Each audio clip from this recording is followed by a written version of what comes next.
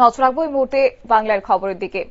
নজর রাখতে হয় কারণ শিক্ষাঙ্গনে বাংলায় এখন কালো ছায়া দেখা দিচ্ছে। সেক্ষেত্রে পশ্চিমবঙ্গের এই শিক্ষাঙ্গনের কালো ছায়া, যেখানে যোগ্য এবং অযোগ্য নিয়ে একটা বিতর্ক সৃষ্টি হয়েছিল, এবং যোগ্যরা এখন অযোগ্যের তালিকাতে কেন, এই প্রশ্নটা উঠতে শুরু করেছে। পাশাপাশি এরই প্রতিবাদে এখন অর্ধনগ্ন মিছিল চাকুরিহারা শিক্ষকদের। কেমন ছবি ধরা পড়েছে, বিস্তারিত যাবো। আমাদের সঙ্গে যুক্ত হয়ে গেছে প্রতিনিধি বিপ্লব চন্দ্র। বিপ্লবদা, কি বলবে এই অর্ধনগ্ন চাকুরিহারা শিক্ষকদের এই প্রতিবাদী মিছিল আগামী দিনে তার কেমন রূপ ধারণ করতে পারে, কি বলবে? দেখো শতাব্দী, যে প্রশ্নটা উঠে এসছে সেই প্রশ্নটা যদি বলা যায় সবচেয়ে কলঙ্কিত আজকের দিনে দাঁড়িয়ে শিক্ষক জাতির মেরুদণ্ড, সেই কথাটা যদি বলা হয়, গর্বের সাথে বলা যায়, সেই জায়গায় কিন্তু শিক্ষকদের কলঙ্কিত বা কালিমালিপ্ত করার উঠে এলো, সেটা কিন্তু বাংলা থেকে। কি কারণে? শুধু বাংলা নয়, বাংলা বললে ভুল হবে, সেটা ত্রিপুরাতেও কিন্তু একই রকম। কারণ যোগ্য অযোগ্যর বিচার করা নিয়ে কিন্তু ত্রিপুরাতে যেমন 10,323 চাকরিচ্যুত হয়েছে, সেমন চাকরিচ্যুত হয়েছে কিন্তু বাংলাতে প্রায় 26,000। এবং তার কারণে কিন্তু অযোগ্যদের কারণে যোগ্য যারা ছিল, যারা পিএইচডি করা ছিল, যারা অনার্স ছিল এবং যারা পোস্ট গ্রাজুয়েট ছিল, তারাও কিন্তু চাকরি হারা হতে হয়েছে। অর্থাৎ একই সূত্রে গেঁথে নেওয়া হয়েছে বা একই অভিযুক্ত করা হয়েছে, এবং তা নিয়ে কিন্তু বাংলাতে কিন্তু একটা ঝড়। এবং যার কারণে কিন্তু আমরা দেখলাম যে বাংলাতে নতুন শিক্ষাঙ্গনে নতুন কলঙ্কিত অধ্যায়, যেটা শিয়ালদা থেকে স্টেশন থেকে শুরু হয়েছে, যে অর্ধনগ্ন অবস্থায় বেরুবে শিক্ষকরা। অর্থাৎ কোথায় গিয়ে দাঁড়িয়েছে জাতির মেরুদণ্ড, কেন আজকে? কারণ আমরা দেখলাম যে গতকালকে যদি একটা সূত্র ধরি, সেই ক্ষেত্রে 10,323 এই রাজ্যের মৃত্যুর সংখ্যার মৃত্যু মিছিল গতকাল পর্যন্ত 203 ছিল। 203 জনের মৃত্যু হয়েছে, কলকাতায় মৃত্যু হয়েছে মাত্র একজন। এবং এই প্রতিবাদের ঝড় কিন্তু বাংলা থেকে উঠতে শুরু করলো।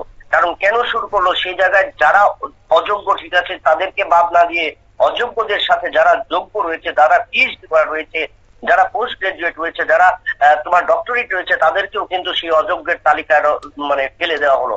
এবং সেখানে বিচার ব্যবস্থার কারণে, যদিও সেটা বিচার ব্যবস্থা কোন দিকে যাবে বা কোন দিকে, এবং সেই জায়গাটার ক্ষেত্রে কিন্তু কলঙ্কিত হতে হলো। এবং আগামী দিনে দেশের শিক্ষাঙ্গন এবং দেশের শিক্ষা ব্যবস্থার যে জিনিসটা, সেই জিনিসটা কিন্তু সবচেয়ে বেশি, আরো বেশি কলঙ্কিত হতে হলো। এবং সেখানে কেন তাদেরকে অযোগ্যতার তালিকায় দেওয়া হলো, এবং সেখানে তো দায়ী কি সেই সমস্ত শিক্ষকরা? এবং সেই প্রশ্নটা কিন্তু উঠে আসছে। কারণ যারা সরকারে বসছে, তারা আজ দল পরিবর্তন করছে, একটা দল থেকে আরেকটা দলে পরিবর্তন করছে, তাদের কিছু নেই। কিন্তু যারা যোগ্যদের তালিকায় সেই সমস্ত মন্ত্রী বাহাদুররা বা আমলারা রয়েছেন, তারা সেই ক্ষেত্রে তারা বিচার করেছিল, এবং তারা তো জোর জবরদস্তি করে কিন্তু সেই জায়গায় চাকরি পায়নি। সেখানে কিন্তু তারা শিক্ষাগতার যোগ্যতার হিসেবে নিরিখে কিন্তু চাকরি দেওয়া হলো, চাকরি পেয়েছে। এবং সেখানে কিন্তু অযোগ্যদের তালিকায় কেন তাদেরকে ফেলা হলো, সেটাই কিন্তু বড় প্রশ্ন, সেটাই কিন্তু বড় চ্যালেঞ্জ হয়ে দাঁড়িয়েছে। এবং এই যে যোগ্য অযোগ্য তালিকার কারণে ত্রিপুরাতে 203 এবং বাংলাতে 26,000-এর মধ্যে গতকালকে একজনের মৃত্যু হয়েছে। এবং এই মৃত্যুর মিছিলের পেছনে কারা দায়ী বা কেন দায়ী, সেই জিনিসটাই কিন্তু এখন বড় প্রশ্ন চিহ্নের মুখে। তবে সেই ক্ষেত্রে দেশের শিক্ষা ব্যবস্থা বা এই রাজ্যের শিক্ষা ব্যবস্থার ক্ষেত্রে যে জিনিসটা কালিমালিপ্ত করছে, এবং তাদেরকে এক এক দফায় কিন্তু তাদেরকে একবার বলা হচ্ছে যে তাদেরকে পুনর্নিয়োগ করা হবে, একবার বলা হচ্ছে তাদের টার্মিনেশন করা হবে, একবার বলা হচ্ছে তাদের এতদিন মেয়াদ দেওয়া হলো। কেন মেয়াদ দেওয়া হলো? সেই জায়গায় যারা অযোগ্য রয়েছে, যাদের বিরুদ্ধে অভিযোগ রয়েছে, তাদেরকে সকাল কেন বাদ দিচ্ছে না বিচার ব্যবস্থা বা বিচার ব্যবস্থায়? এখানে যদি সেই ক্ষেত্রে কিন্তু এই প্রশ্নটা কিন্তু ভারতবর্ষের বুকে, দেশের শিক্ষাঙ্গনের বুকে এবং বাংলার বুকে কিন্তু এই জিনিসটা সবচেয়ে বেশি উঠে এসছে বা উঠে আসার কারণ। এবং তারপরে যেমন ত্রিপুরাতে যেমন 10,323 শিক্ষকরা যখন চাকরিচ্যুত হয়েছে, সেখানে শিক্ষা ব্যবস্থা ভেঙে পড়েছে, ভঙ্গুর শিক্ষা ব্যবস্থা, এবং শিক্ষা ক্ষেত্রের হাল কিন্তু বেহাল হয়েছে। তদুরূপ কিন্তু সেই ছবি কিন্তু এবার ধরা পড়েছে বাংলাতে। কারণ একই সাথে 26,000-এর চাকরি বাতিল করার ফলে কিন্তু বাংলার শিক্ষা ব্যবস্থা বা শিক্ষাঙ্গন কিন্তু মুখ থুবড়ে পড়েছে। সেই জায়গায় না দাঁড়িয়ে এখন কিন্তু শিক্ষকরা যে আন্দোলনে যেতে চাইছে, যে তারা কোনোভাবেই পুনরায় তারা কিন্তু অযোগ্যদের তালিকায় পড়ে গেল। কারণ অযোগ্যরা যারা রয়েছে, তাদেরকে চ্যালেঞ্জ জানিয়ে তাদেরকে কিন্তু পরীক্ষায় বসার নির্দেশ দিয়েছে যে বিচারিক ব্যবস্থার ক্ষেত্রে। তো কেন তারা আবার পরীক্ষা যাবে? প্রশ্নটা তো সেখানেই হচ্ছে, কেন আমরা পরীক্ষা যাবো? আমরা যদি যোগ্য হয়ে থাকি, তাহলে কেন অযোগ্যদের সাথে আমরা পরীক্ষায় বসবো? অবশ্যই বিপ্লব দা, এই সেখানকার রাজ্য সরকারের বিচার কার্য শিক্ষা ব্যবস্থার কারণে আজকে 26,000 নয় 26,000 পরিবারকে খেসারত দিতে হচ্ছে। এই যে তারা রাস্তায় নামছে, এবার আদৌ কি তাদের মন মানসিকতা সেই রকম ভাবে থাকবে যে আগামী দিনে পরীক্ষায় বসার, কিংবা সেক্ষেত্রে কিছুদিন আগে মুখ্যমন্ত্রী স্বয়ং বলেছেন যে যারা যোগ্যরা রয়েছেন তারা সেক্ষেত্রে চাকরিতে পুনর্বহাল থাকতে পারবেন, কিন্তু কিভাবে? প্রশ্ন তো সেখানে থেকে যায় যে পরীক্ষা না দিয়ে যোগ্যদের কিভাবে পুনর্বহাল রাখা যাবে বা কিভাবে যোগ্যদেরকে বাছাই করা হবে, সে নিয়ে কি আদৌ ভাবনা চিন্তা করছে রাজ্য সরকার কিংবা কমিশনের পক্ষ থেকে? আদৌ কি আগামী দিনে ব্যবস্থা নেওয়া হবে, কিছু কি জানা গেছে? যোগ্যর যে প্রশ্নটা বাছাই করা, কিভাবে বাছাই করবে সেটা বড় প্রশ্ন। কিন্তু যাদের বিরুদ্ধে কেস হয়েছিল, যারা অযোগ্যতার তালিকায় ছিল তাদের বিরুদ্ধে কেস হয়েছিল, এবং তারার কারণে কিন্তু অনুরূপ কিন্তু ত্রিপুরার ক্ষেত্রে সেই রকম হয়েছিল। সেই জায়গায় কিন্তু প্রশাসন বা সেই সরকার কিন্তু তাদের সেই জায়গাটা গুরুত্ব দেয়নি। তাহলে যদি না গুরুত্ব দিয়ে থাকে তাহলে কেন? একটা প্রশ্নের সাথে কিন্তু আরেকটা প্রশ্ন আমি যদি শতাব্দী বলি, সেই জায়গাটাই কিন্তু একটা জায়গায় দাঁড়াতে হবে যে যোগ্যতা এবং অযোগ্য, সেই জায়গায় অযোগ্যদের চাকরি বাতিলের কথা হয়েছে, কারণ অযোগ্যরা চাকরি পেয়েছে তার জন্য কিন্তু সেখানে একটা কেস হয়েছিল, এবং সেই কেসের রায় কিন্তু সুপ্রিম কোর্ট পর্যন্ত গড়িয়েছে, এবং হাইকোর্ট থেকে রায় দেওয়ার পর সুপ্রিম কোর্টে গড়িয়েছে, যেটা ত্রিপুরার ক্ষেত্রে হয়েছে। কিন্তু সেখানে যোগ্য অযোগ্য তালিকা বের করার ক্ষেত্রে সেখানে তো চ্যালেঞ্জ হবে। যারা যোগ্যতা রয়েছে, যারা পিএইচডি করা রয়েছে, যারা ডক্টরেট রয়েছে, যারা তোমার রয়েছে পোস্ট গ্রাজুয়েট রয়েছে, গ্রাজুয়েট রয়েছে, কিন্তু সেই জায়গায় কেন তারা অযোগ্যদের তালিকায় পড়বে?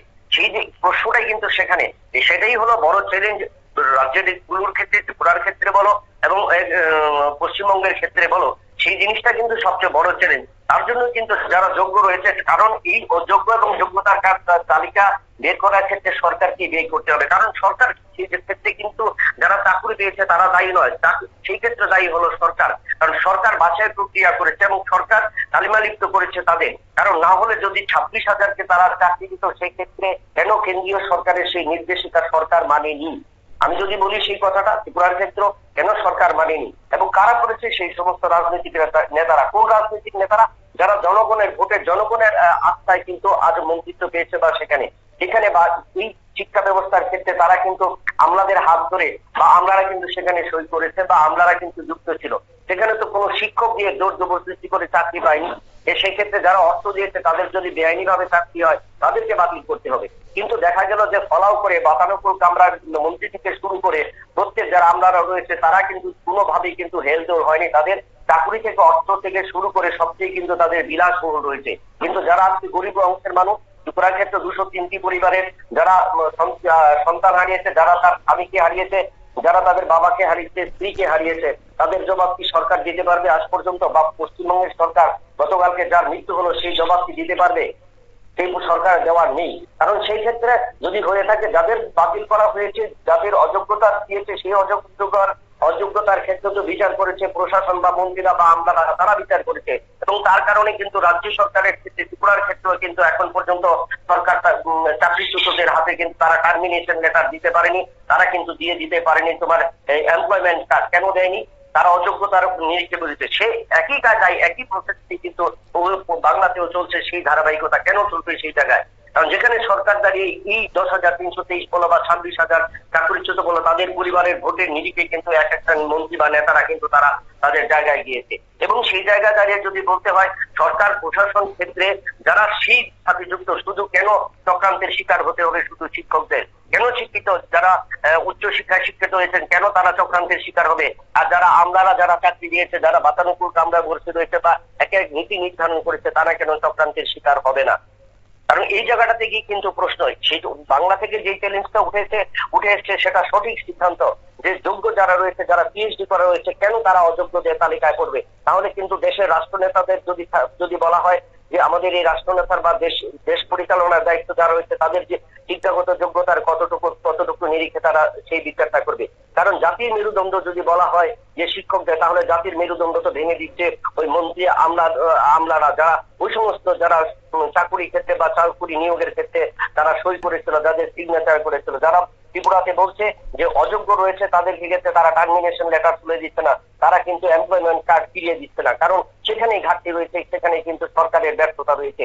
এবং পশ্চিমবঙ্গের সরকারের এবং আজকের ক্ষেত্রে গোটা বাংলার ক্ষেত্রে এবং উত্তর পূর্ব ভারত সহ যদি বলে 4টি মেট্রোপলিটন সিটির ক্ষেত্রে আজকের যে নগ্ন মিছিল, অর্ধনগ্ন মিছিল যে শিক্ষিত যুবক শিক্ষার্থী শিক্ষকরা করেছে বা যারা নেমেছে, তারা কিন্তু কলঙ্ক ছেড়ে দিল যে ভারতবর্ষ যতই কিছু শিক্ষার ক্ষেত্রে বা শিক্ষার দিক দিয়ে ক্ষেত্রে কিন্তু মন্ত্রী আমলা বা যারা রয়েছে তারা কিন্তু শিক্ষাঙ্গনকে কলুষিত করছে এবং তার দায়ভার কিন্তু তারা কিন্তু শিকার চক্রান্তের শিকার হচ্ছে ওই সমস্ত শিক্ষক, ওই সমস্ত গরিব ঘরের মা বাবারা যারা চাপা কলা বা ঠান্ডা ভাত খেয়ে বা পান্তা ভাত খেয়ে ছেলেদের বা মেয়েদের উচ্চ শিক্ষিত করেছিল, শিক্ষাঙ্গনে পাঠিয়েছিল, আজকে তাদেরকে কিন্তু বিপদে তারা ফেলে দিচ্ছে।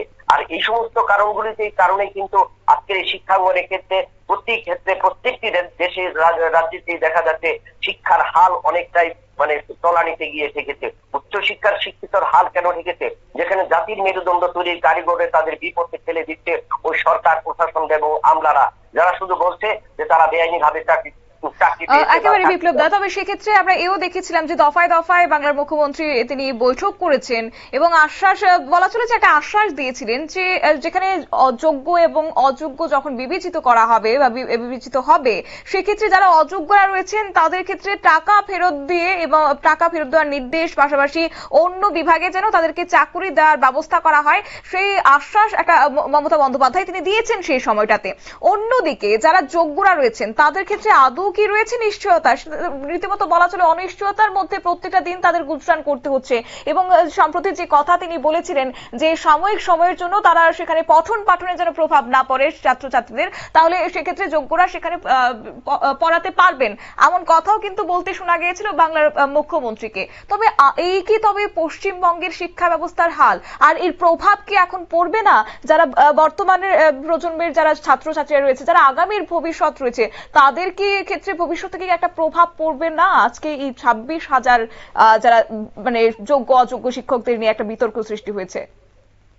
অবশ্যই পড়বে। আমি যদি শতাব্দী বলি, তুমি 26,000 চাকরি আজকে 4 থেকে 5 মাস বা 3 থেকে 4 মাস হয়েছে এটা বাংলায়। তুমি যদি ত্রিপুরার ক্ষেত্রে হাল ধরো, ত্রিপুরার পূর্বতন মুখ্যমন্ত্রী থেকে শুরু করে প্রশাসন বলেছিল সরকারের পাশে আছে, আজ কোথায় 203 জন শিক্ষক চাকরিচ্যুত শিক্ষক তাদের প্রয়াণ হয়েছে। সেখানেও কিন্তু সরকার আশ্বাস দিয়েছিল, কি বিশ্বাস পেয়েছে তাদের সরকারের কাছ থেকে, তৎকালীন মুখ্যমন্ত্রী থেকে শুরু করে। এখানে যেখানে ত্রিপুরার অনুকরণ, যেখানে বাংলা হয়েছে, বাংলার মুখ্যমন্ত্রীর উপর কতটুকু বিশ্বাস করতে পারবে? কারণ আজকের দিনে দাঁড়িয়ে সেখানে কিন্তু বলছে যে সেক্ষেত্রে সেটা আমাদের হাতে থাকছে না, সেটা আইনগত বিচারে। তাহলে সরকারের মন্ত্রী বাহাদুর বা আমলারা আইন সম্পর্কে তাহলে তারা আগে তাদেরকে বুঝতে হবে আইনের কতটুকু তারা জানেন। কারণ সেই ক্ষেত্রে যদি সরকার একটা চ্যালেঞ্জিং নিতে পারে সেই ক্ষেত্রে, কারণ আজকের পত্রিকাতেও কিন্তু দেখা গেছে যে একজন কোর্টের বিচারপতি বলেছে যে সরকারি আমলারা কতটুকু জানে, অযোগ্যতা কতটুকু, আজকের প্রভাতী সংবাদ পত্রিকায় কিন্তু প্রকাশিত হয়েছে। সরকারের মন্ত্রী বাহাদুররা ময়দানে থেকে বলছে আমরা পাশে আছি, আমরা সাথে আছি, আমরা কর্তব্য কিন্তু করবো। কিন্তু যখন দেখা যাচ্ছে একের পর এক চাকরিচ্যুত 10,323 থেকে শুরু করে 26,000 চাকরি পাবুকরা যখন অর্থ চাইছে যে সুপ্রিম কোর্টে যেতে হবে, তখন কিন্তু সরকার পাশে নেই। সেই জিনিসটা কিন্তু বারবার উঠে আসছে, কারণ তার জন্যই তো সেটা চ্যালেঞ্জ। কেন সরকারে যদি পাশে আছি, পাশে থাকবো যখন বলা হয়, কিন্তু সেক্ষেত্রে যেটা বলা হয়েছিল বিগত 2014 সাল থেকে 2021 সাল দুঃখিত 25 সাল পর্যন্ত দেখা গেছে 10,323-এর সাথে প্রশাসন রয়েছে, থাকবি আছি, কিন্তু করে যাচ্ছে, কিন্তু আজ পর্যন্ত নেই। কারণ প্রত্যেকেই হাত তুলে দিচ্ছেন সেটা কোর্টের বিচার করে। তাই সেই জায়গাতে ত্রিপুরাতে যেরকম হয়েছে সেই অনুকরণ কিন্তু কলকাতার মুখ্যমন্ত্রী মমতা বন্দ্যোপাধ্যায়কে কিন্তু মেনে নিতে পারছে না। মমতা বন্দ্যোপাধ্যায় যতই না বলুক, মা মাটি মানুষ যতই কিন্তু বলুক, কিন্তু যখন বিচার ব্যবস্থার কাছে যাবে, সর্বোচ্চ আদালতের কাছে যাবে, তখন কিন্তু সেই জায়গায় আর বলতে পারবে না, তখন কিন্তু গৌরনীতার মতো হাত তুলে বলবে যে সেটা বিচার ব্যবস্থার দায়ী। কিন্তু সেই ক্ষেত্রে দায়ী ক্ষেত্রে প্রত্যেকে বলতে হবে যে যারা এই জায়গাটাতে দায়ী বা যারা শিক্ষাঙ্গনকে কুলুষিত করছে, সেটা শিক্ষাঙ্গনকে কুলুষিত করছে না, সমাজকে কুলুষিত করছে ওই সমাজের একটা অংশের শ্রেণীরা যারা শিক্ষকতার চাকরি দিচ্ছে। কিন্তু সেই জায়গায় দাঁড়িয়ে ভারতবর্ষে যদি নিয়ম নীতি একই হয়, তাহলে নিয়ম নীতির ক্ষেত্রে কেন শিক্ষকদের উপর সেই খড়গহস্ত হবে প্রশাসন? যারা চাকরি দিচ্ছে এক প্রশাসন, ভোট বৈতরণী পার হচ্ছে এবং ভোট বৈতরণী পারার পর তারা কিন্তু কাকের মতো মুখ ঠোঁট মুছে ফেলছে, সেটাই হলো বড় চ্যালেঞ্জ। এবং এই সেই জায়গায় দাঁড়িয়ে কিভাবে কেন্দ্রীয় সরকারের বা কেন্দ্রীয় শিক্ষা দপ্তর বা কেন্দ্রীয় শিক্ষা মন্ত্রকের নির্দেশিকাকে তারা অমান্য করছে। সেই জায়গাতে অমান্য করা সেই নেতা মন্ত্রী আমলাদের তো একবারও ধরছে না প্রশাসন, বা একবারও ধরছে না ভারতের বিচার ব্যবস্থা, বা একবারও ধরছে না যে সুপ্রিম কোর্ট থেকে শুরু করে। কিন্তু সেই জায়গায় কলঙ্কের শিকার হচ্ছে যারা শিক্ষাঙ্গনে নতুন জাতীয় মেরুদণ্ড তৈরি করবে বা শিক্ষকদের তৈরি করবে, যারা আগামী দিনের ভবিষ্যৎ, যারা ত্রিপুরা রাজ্যের ক্ষেত্রে 6 বছর 7 বছর চাকরি করেছে, 6 থেকে চাকরি করার পর তারা স্থায়ীভাবে চাকরি করছে, তাদের কিন্তু চাকরিচ্যুত হয়েছে। তাই বিশ্বাস রাখতে পারছে না মমতা ত্রিপুরার মতো মমতা বন্দ্যোপাধ্যায়েরও সেই উক্তিকে বা মমতা বন্দ্যোপাধ্যায়ের যে আশ্বাস, সেই আশ্বাসটাকে, তার কারণে কিন্তু এই সমস্ত আন্দোলন এবং এই সমস্ত আন্দোলন কিন্তু শিক্ষাঙ্গনকে আগামী দিনে আরো ফেলে দিচ্ছে বা শিক্ষকদের বিপদে ফেলে দিচ্ছে, সেটা কিন্তু নির্দ্বিধায় বলা যায়। যার কারণে আজকে শিক্ষাঙ্গন অনেকটাই কলঙ্কিত হবে। একেবারে ধন্যবাদ। অর্থাৎ বাংলার মুখ্যমন্ত্রী মমতা বন্দ্যোপাধ্যায়ের উপর রীতিমতো আস্থা হারাচ্ছে চাকুরি হারা শিক্ষক শিক্ষিকারা, এবং আগামী দিনে কিভাবে যোগ্য এবং অযোগ্যদের তালিকা বাছাই করা হয় সেদিকে এখন তাকিয়ে রয়েছে 26,000 চাকুরি হারারা। নিয়ে নিচ্ছে ছোট্ট একটি বিজ্ঞাপন বিরতির সঙ্গে থাকুন।